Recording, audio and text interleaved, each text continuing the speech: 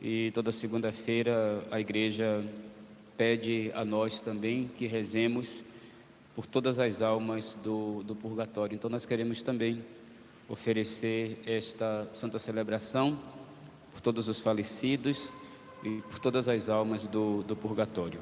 Hoje, meus irmãos e minhas irmãs, quero fazer com vocês uma homilia muito simples e também muito breve.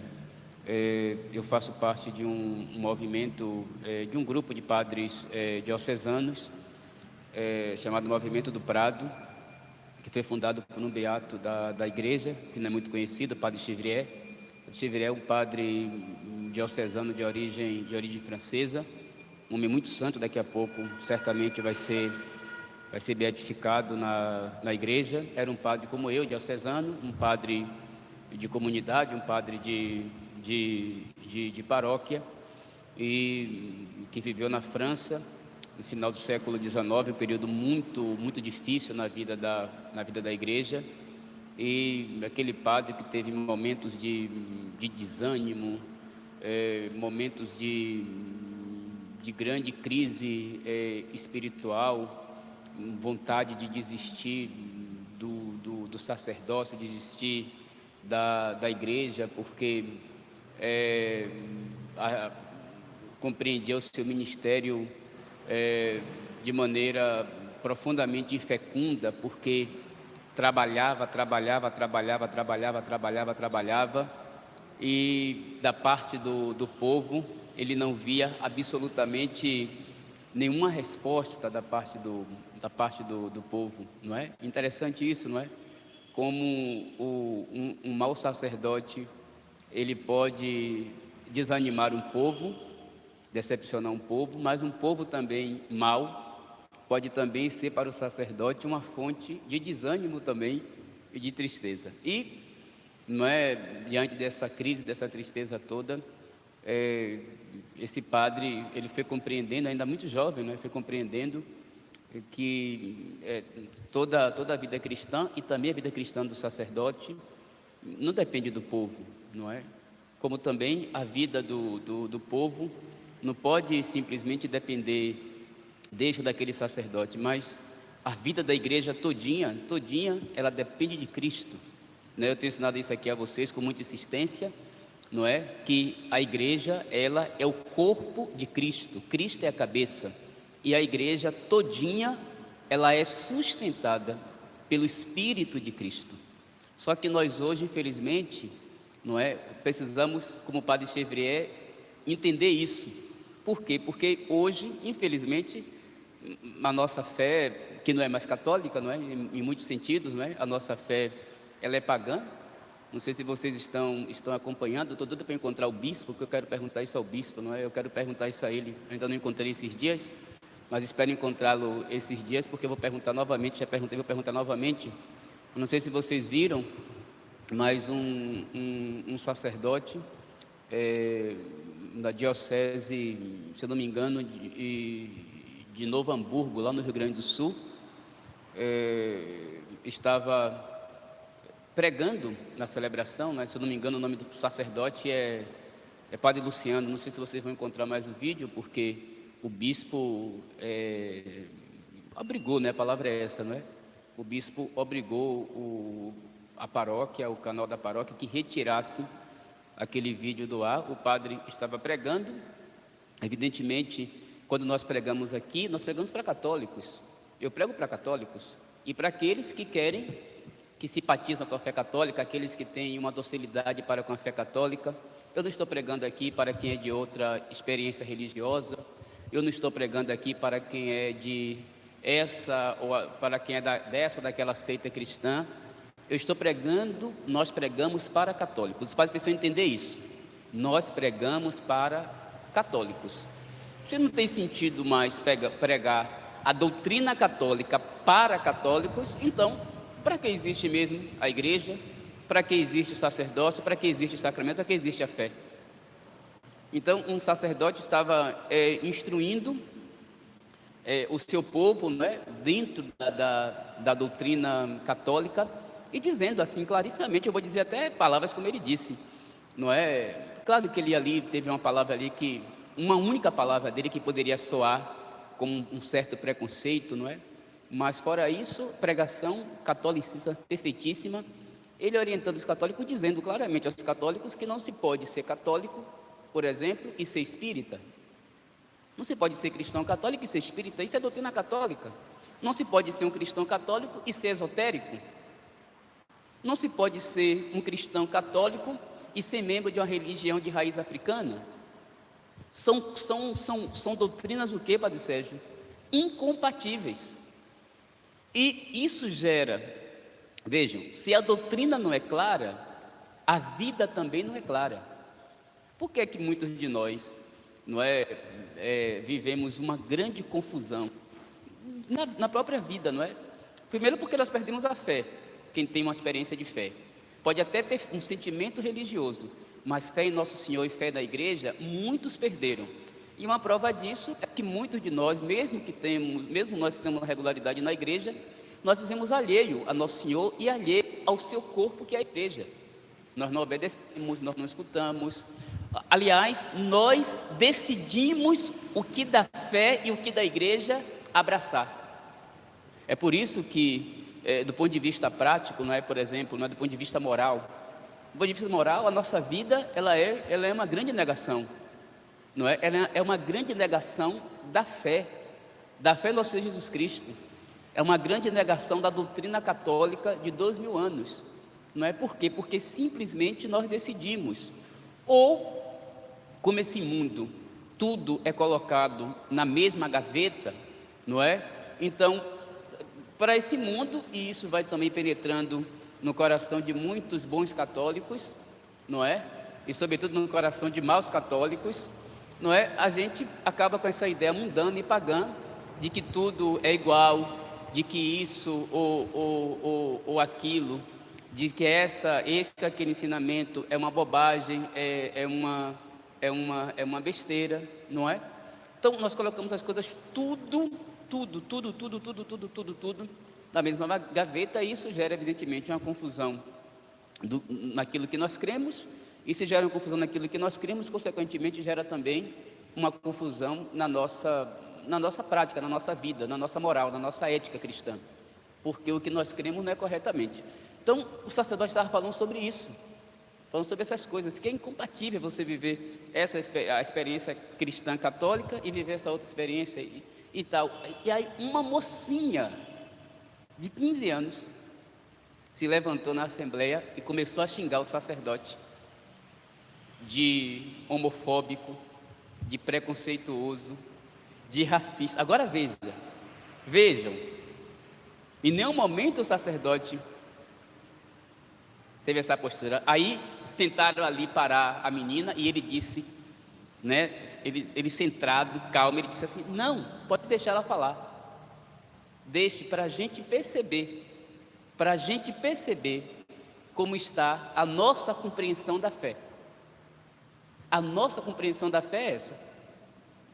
Se for ensinar a fé católica, se for ensinar o que a igreja acredita e o que ela não acredita e orientar os seus fiéis, bom, você é livre. Se você quiser viver a fé cristã e viver outra experiência religiosa, isso é com você, mas eu preciso dizer a você que você não está sendo católico. Você tem que tomar uma decisão.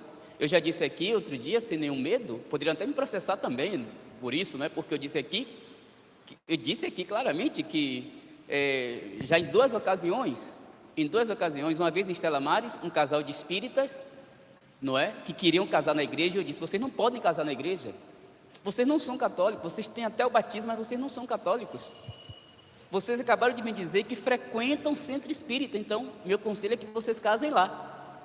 Isso não é ser preconceituoso, isso é ser caridoso, isso é ser respeitador com a fé deles. E a outra vez foi por esses dias, eu contei aqui na missa, que uma senhora me ligou, querendo batizar a filhinha dela, não é? Primeiro mandou mensagem, eu disse: me ligue, porque eu falo melhor pelo telefone, não gosto muito de ficar conversando pelo WhatsApp não, pelo telefone eu falo melhor. Então ela me ligou, não é? Me tratando gentilmente, docilmente, não é? Ah, padre, já ouvi falar muito do senhor, aquelas coisas todas, né? Que comigo eu realmente vocês sabem, né?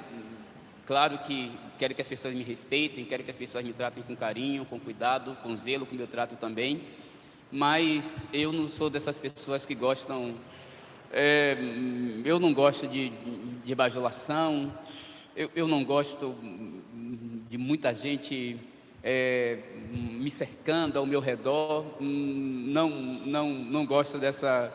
Tem gente que gosta, mas eu não gosto dessas coisas não. Claro, respeito, carinho, amizade, proximidade, tudo isso sim, mas sem essa coisa da bajulação, não é? O sacerdócio para mim não tem nada a ver com nenhum tipo de privilégio, com nenhum tipo de pompa, com nenhum tipo de pose. A gente vai numa paróquia às vezes, eu sei que é gentileza, mas eu não sei a necessidade disso, não é? A gente vai às vezes numa paróquia, nós estamos lá, eu nem levo, eu levo minha roupa na mão, mas tem padre que vai com sua malinha, com sua roupinha, aí já vem aquelas pessoas todas pegando a mala do padre, gente que vai abrir até a porta do carro do padre. Eu disse, não, peraí, minha mala eu levo, a porta do carro, enquanto eu puder abrir, eu também abro.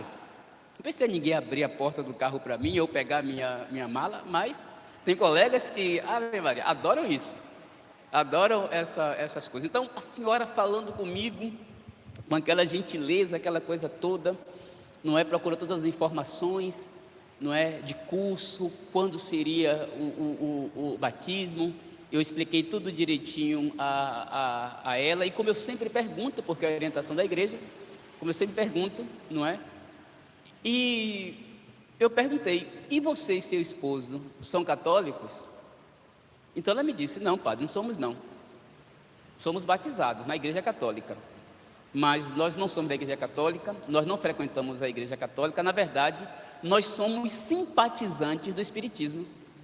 Aí eu disse assim, então você não deve batizar o seu filho na igreja católica, porque se você não professa fé, se você é simpatizante de outra experiência religiosa, por que então vai batizar? O sacramento para nós não é somente uma cerimônia. O sacramento para nós não é somente para reunir pessoas.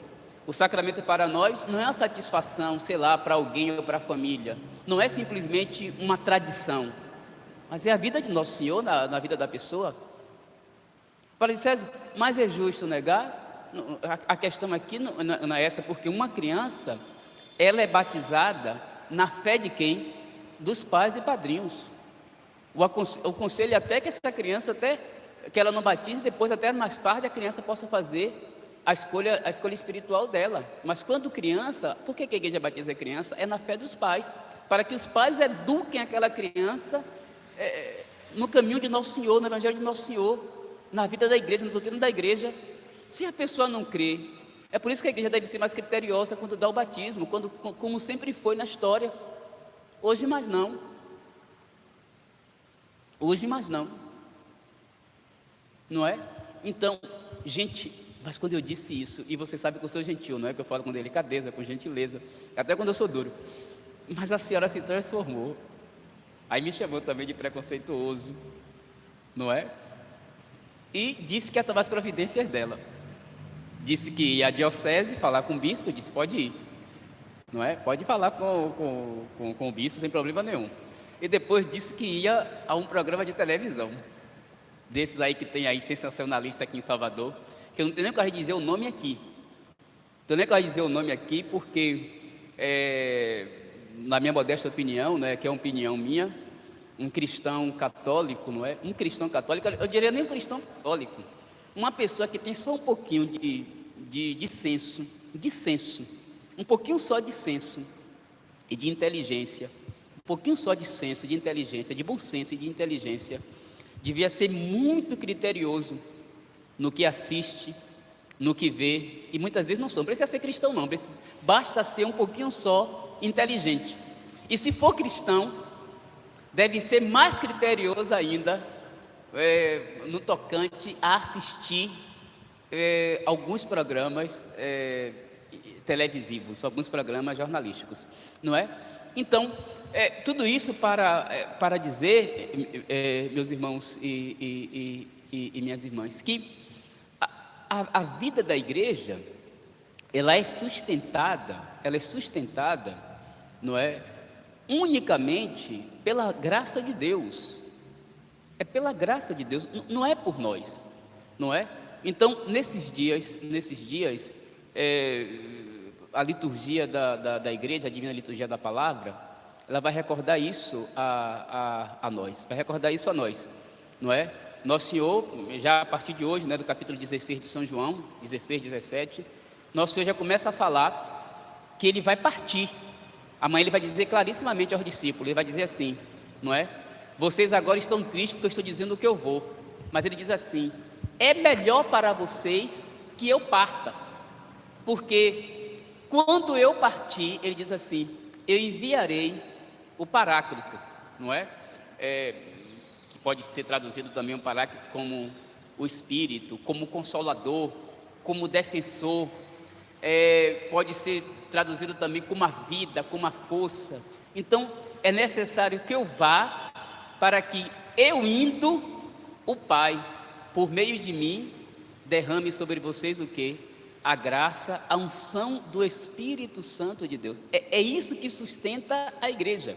E quando nós temos essa consciência, não é que a gente não vai valorizar os instrumentos de Deus. Não, nós vamos valorizar os instrumentos de Deus, da graça de Deus para nós, mas nós vamos colocar aqueles instrumentos no seu devido lugar. E qual é o devido lugar dos instrumentos, Padre Sérgio, de Deus? Aquele que Nosso Senhor diz no Evangelho de São Lucas: quando vocês tiverem feito tudo o que eu mandei, vocês rezem a Deus e digam a Deus que vocês são o quê? Servos inúteis. Servos inúteis. Só que hoje, isso é doutrina católica. Nós estamos perdendo cada vez mais a nossa catolicidade. E estamos nos tornando, nesse sentido, estamos nos tornando protestantes. Por quê, Padre Sérgio? Porque a fé protestante está muito ligada à pessoa, a esse ou aquele, não é? Está muito ligada à pessoa. Mas a fé da igreja não.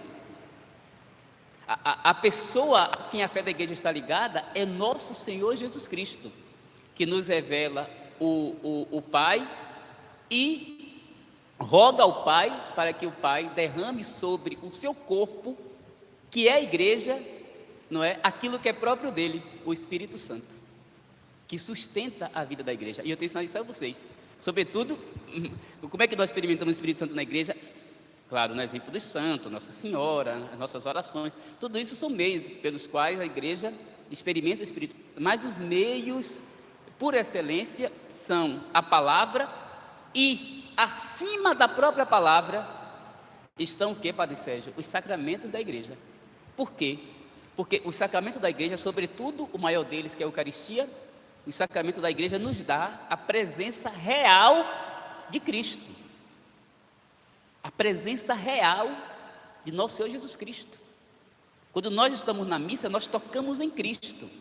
E quando o sacerdote coloca as mãos sobre o pão e o vinho e faz aquela oração que a igreja chama de epiclese, que é a invocação do Espírito Santo, não é? Ali toda a igreja,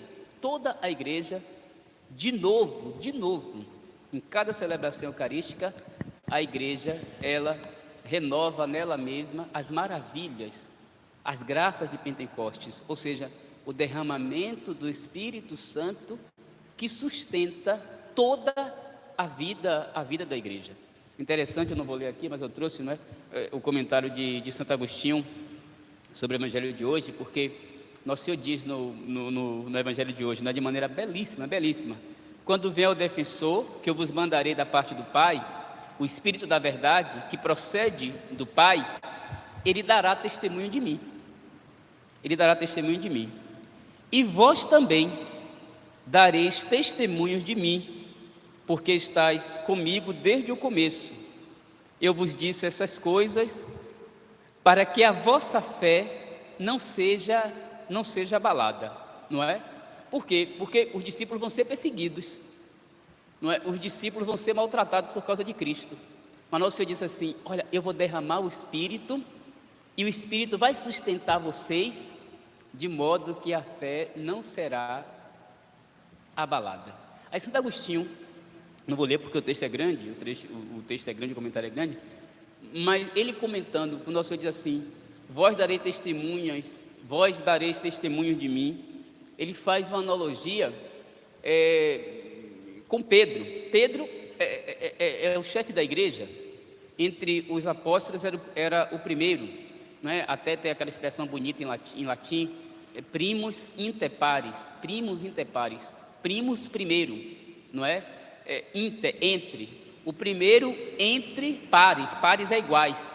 Então Pedro era o primeiro entre os iguais. Ele era apóstolo como todos os outros apóstolos, mas entre os apóstolos ele era o primeiro, aquele que respondia pelo colégio dos 12. É como o Papa. O Papa, ele é bispo como qualquer outro bispo. Como qualquer outro bispo. O Papa é bispo como Dom Sérgio aqui é bispo, como Dom Marco é bispo. Para a igreja é um sucessor do apóstolo, dos apóstolos. Mas entre os bispos, o Papa é o primeiro.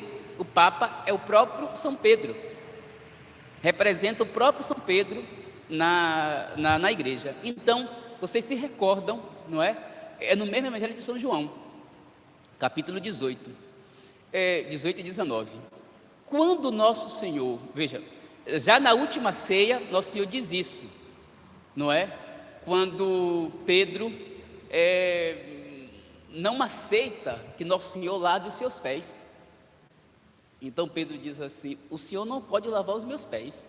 Aí nosso Senhor diz assim: tá bom, se eu não te lavar os pés, você não terá parte comigo, você não terá vida comigo, você não terá comunhão comigo, você não terá intimidade comigo, não é? Então ele diz lá: então o Senhor me lava tudo, me lava todo o corpo, não sei o que, não sei o que. E nosso Senhor lava os pés do discípulo e ele começa a pregar. E ele diz assim: olha, um de vós vai me trair, não é? E aí os discípulos começam a perguntar: será que sou eu, Senhor? Será que sou eu? E nosso Senhor diz claramente quem vai traí-lo. Mas nosso Senhor também diz a Pedro, porque Pedro é impulsivo, Pedro é um tipo temperamental, é um tipo que precisou de muita conversão, não é, no seu temperamento, porque Pedro dava respostas rápidas, respostas ligeiras, e por isso respostas sem nenhum discernimento. Você se recorda que no Getsemane, quando nosso Senhor vai ser preso, ele toma uma espada, não é? E corta a orelha do soldado romano, sem nenhum discernimento. Uma pessoa, podemos dizer assim, destemperada, sem nenhum tempero, uma pessoa destemperada. Era um pouco São Pedro, um homem de explosão, um homem de temperamento um tanto agressivo, que precisa evidentemente ser convertido, e aquele temperamento evidentemente que é convertido, não é? Então ele diz a nosso Senhor, movido por esse temperamento dele, não é? Senhor, eu darei a minha vida por ti. Olha aí, todo apressado. É como nós, não é? Nós, às vezes, eu falei ontem aqui na missa, que nós, vejam como as coisas da fé se transformaram em coisas tão habituais, e não podem. As coisas da fé não podem ser habituais. A fé se tornou muito rotineira para nós, ao ponto de nós repetirmos palavras de fé sem nenhuma reflexão, não é? Nós dizemos aí no dia a dia, por exemplo, essa frase, me desculpe falar assim, essa frase tola, não é, boba, não é? A Deus é tudo para mim. Deus é tudo para mim. Mas essa não é a questão. Essa não é a questão. É como dizia então Homilia, falando da amizade, não é? De Nosso Senhor conosco, Nosso Senhor quer ser nosso amigo, né? A questão não é Ele querer ser nosso amigo, é sair uma graça extraordinária. Mas a questão é se eu quero de fato a amizade dEle, e se eu quero ser amigo dEle, porque Ele coloca condições para ser amigo dEle, fazer o que Ele manda, não é? A questão não é dizer que Deus é tudo para mim, mas a questão é se eu tenho sido tudo para Ele, se eu tenho pedido a Ele a graça de ser tudo para Ele,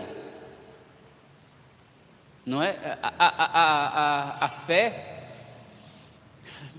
é algo que, sob muitos aspectos, está totalmente afastada de nossa vida mesmo, porque A fé, ela não é uma teoria, não é uma teoria, não é uma ideia. A fé não é uma ideologia. A fé é uma pessoa, nosso Senhor Jesus Cristo, que quando eu encontro, ele se torna um critério para a minha vida. Um critério para a minha vida. Se realmente eu tenho uma fé nele verdadeira. É um critério. É um critério para toda a vida. Um critério para o que eu sou, para o que eu faço. De maneira mais simples. Um critério para as minhas conversas. Um critério para as minhas relações. Eu acabei de falar, um critério para aquilo que eu vejo, aquilo que eu ouço. Ele se torna uma medida. Né? E é aqui que tá o ponto crítico da fé. Porque eu posso ter uma relação com o nosso Senhor e essa relação pode estar totalmente desprovida de uma relação existencial. Ou seja, uma fé onde Ele, de fato, abraça a minha vida, o que eu sou e o que eu faço. Muitos vivem a fé dessa maneira, desse jeito. É por isso que você pode ver hoje, eu diria que é na ordem até de 90% de pessoas que estão na igreja. Olha aí o problema do paganismo, do monanismo, de pessoas que estão na igreja e que até vivem a igreja, gostam da igreja, amam a igreja, têm a regularidade da igreja, mas a vida diária não condiz com a experiência de fé que professa em Nosso Senhor e na igreja. A vida diária está longe, não é? E repito, é a vida diária mesmo, as conversas, as relações, as ações, os gestos estão desprovidos de nosso Senhor, não é? Por exemplo, nesses dias nós estamos lendo, nem fiz nenhum comentário nesses dias, não é? Mas nós estamos lendo os Atos dos Apóstolos, não é? E nós, por exemplo, já vimos a pregação de Pedro, de João, e nesses últimos dias estamos ouvindo falar de Paulo. Isso é a experiência de uma fé existencial, não é? De alguém que muda de vida, não é? De alguém que é abraçado por Nosso Senhor. Nós conhecemos a história de Paulo, não é?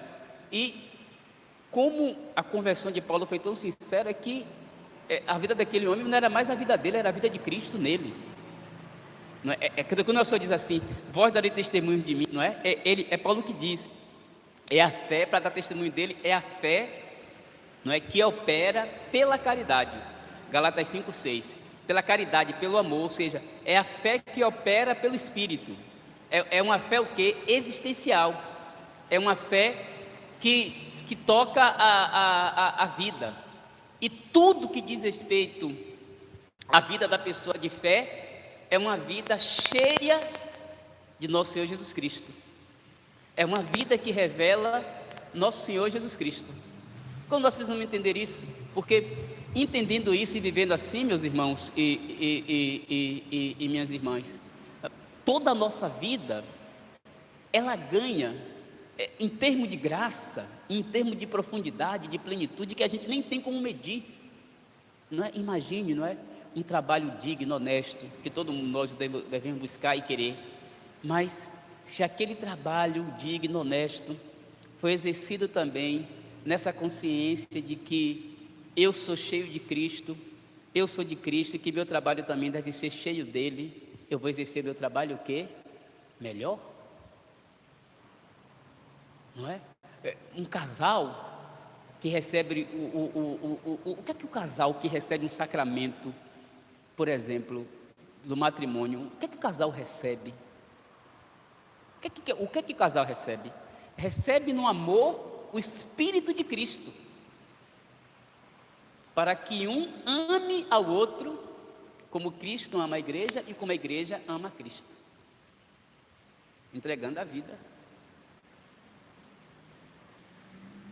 Não é? Mas poucos casais têm essa consciência, não é? Poucos casais têm essa consciência, não é? Aí a gente pode até refletir, não é? Até mesmo, não é? Porque muitos casais, inclusive que casam na igreja, se separam, porque tem essa pouca consciência do que é o quê?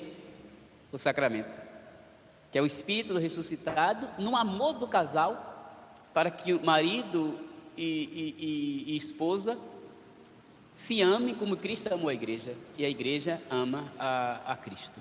Então, São Pedro, impulsivo, São Pedro diz assim: Senhor, eu darei a minha vida por ti. Aí Nosso Senhor diz assim: darás a minha vida por ti, por mim?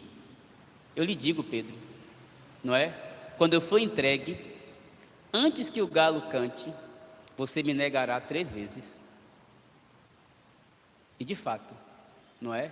Nosso Senhor está lá no pátio do sacerdote Caifás, não é? No pátio do palácio do sumo sacerdote de Anás e Caifás, e Pedro, ele vai ao encontro do Nosso Senhor.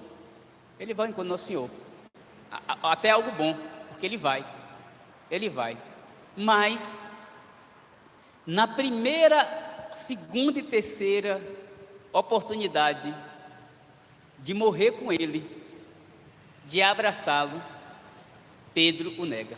Você estava com ele? Não, não, não. Você também é galileu? Não, não, não. Eu vi você lá não sei onde com ele? Não. Ele o nega.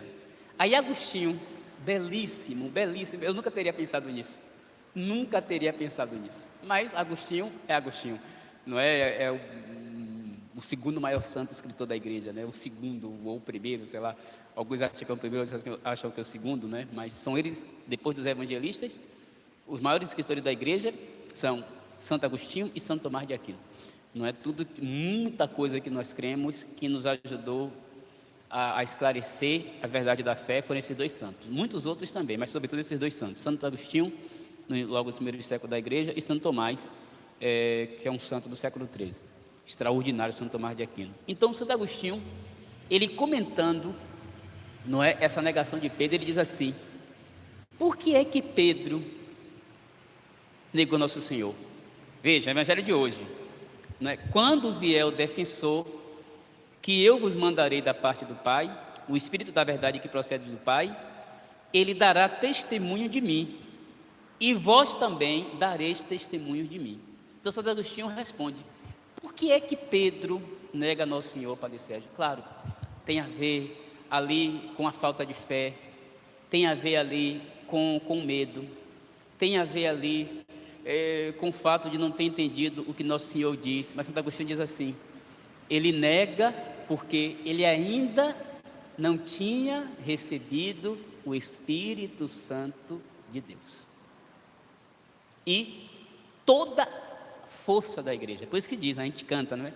Que o Espírito é a alma da igreja, é a vida da igreja, é o Espírito do ressuscitado. Vocês sabem que Nosso Senhor, ele não ressuscita como Deus. É bom que a gente diga, a gente precisa entender isso. Nosso Senhor é Deus, não é? Nosso Senhor é Deus. Deus não morre. É bom que a gente diga isso, não é? São Paulo diz que o primeiro a entrar no céu foi Cristo. Mas ele diz: como é que Cristo desceu do céu e vai entrar no céu? Mas aqui é enquanto homem, não é? Enquanto a natureza humana de nosso Senhor Jesus Cristo. Então, quando Nosso Senhor ele ressuscita, a sua alma humana, não é a divina, a sua alma humana, ela é toda tomada pelo Espírito. É por isso que se diz que o corpo de Cristo é um corpo pneumatizado. A palavra pneuma em grego significa Espírito Santo, não é? Quando nós estudamos teologia, na faculdade tem essa disciplina, pneumatologia. A pneumatologia é o estudo da terceira pessoa da Santíssima Trindade, que é o Espírito Santo, que procede do Pai e do Filho. Então, o corpo de Cristo é pneumatizado. Então, veja, agora o Cristo, ele vai entrar na glória do Pai, todo espiritualizado, todo pneumatizado, todo repleto do Espírito, e ele, com o Pai, vai derramar esse Espírito sobre quem? Sobre a igreja. Belíssimo. E é esse Espírito que sustenta a igreja. E onde é, Padre Sérgio, concretamente, que a igreja continuamente recebe o Espírito Santo? Eu preciso dizer a vocês, Não é simplesmente fazendo um cantozinho. Não, a gente tem que parar com isso, viu? Não é? Não é simplesmente fazendo um canto que o Espírito Santo vem. Não é fazendo, a gente tem que entender isso. Não é fazer aquela barulheira toda, aquela agitação toda, aquela confusão toda. Não, não é aquilo ali não. Não. Sem dúvida, a minha oração ali me prepara, mas a igreja diz que eu experimento continuamente o Espírito Santo através da palavra e mais ainda através dos sacramentos. Por quê? Porque a palavra, ela é inspirada pelo Espírito e ela deve ser o quê, Padre Sérgio? Pregada no Espírito. Na próxima semana, se eu não estou enganado, né, não estou enganado não, na próxima semana a gente vai celebrar a festa da Ascensão do Nosso Senhor, não é? Da Ascensão. E a gente vai ler a leitura dos Atos dos Apóstolos, capítulo 1, versículos de 1 a 8. E lá diz, né, claramente, não é? Ou é a primeira ou a segunda leitura, eu agora não me recordo. Mas lá diz claramente que depois que Jesus foi ressuscitado, ele continuamente pregou a palavra, nos falou da palavra no Espírito. No Espírito. Então, a palavra é inspirada pelo Espírito e a palavra é pregada no Espírito, não é? Vejam, todas as vezes que eu me aproximo da palavra de Deus, sobretudo na celebração da missa, na missa, porque a missa é o lugar por excelência onde a igreja proclama a palavra de Deus. É o lugar por excelência que a igreja proclama a palavra de Deus. E é triste quando o sacerdote não prega. E é triste quando o sacerdote aproveita da homilia, né? Ontem foi algo terrível na igreja. Ontem foi algo terrível, porque ontem foi o dia civil das mães. E servindo que claro que eu rezei por todas as mulheres, rezei pelas mães, ofereci a missa também pelas mulheres, pelas mães. Mas ontem as missas nas paróquias, uma negação. E o povo gosta daquelas coisas, né? Aquelas homenagens descabidas na celebração são descabidas, gente. São descabidas aquelas homenagens na missa, aqueles cantos melindrosos, não é? Aquelas pregações onde os padres deixaram de lado a palavra de Nosso Senhor, belíssima ontem, para falar, com todo respeito, para falar do amorzinho de mãe, toda a homilia. Não, gente, pelo amor de Deus, quando não é isso, os sacerdotes aproveitam esse momento para cantar, fazer orações, e não se prega a palavra de Deus, que é cheia do Espírito.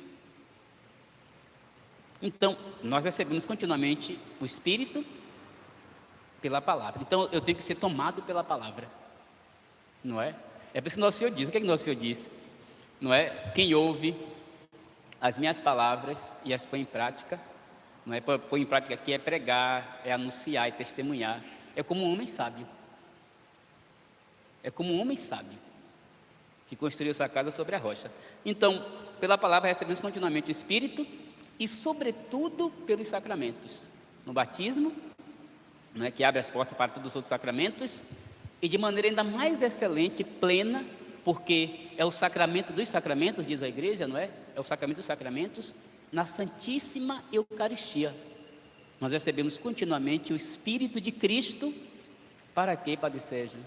Para dar testemunho de Cristo. Então, Pedro, ele nega Nosso Senhor, entre tantas coisas, mas sobretudo porque Pedro ainda não tinha recebido a ação, a graça do Espírito Santo de Deus. Então, meus irmãos e minhas irmãs, nós como bons católicos, vamos pedir a Nosso Senhor que Ele mesmo coloque no nosso coração o desejo de querer testemunhá-lo, que Ele mesmo coloque no nosso coração esse bom desejo de uma vida no Espírito, de uma vida conduzida, guiada pelo Espírito, ou seja, uma vida na palavra e uma vida, consequentemente, e mais ainda, nos sacramentos, na Santíssima Eucaristia. Louvado seja nosso Senhor Jesus Cristo.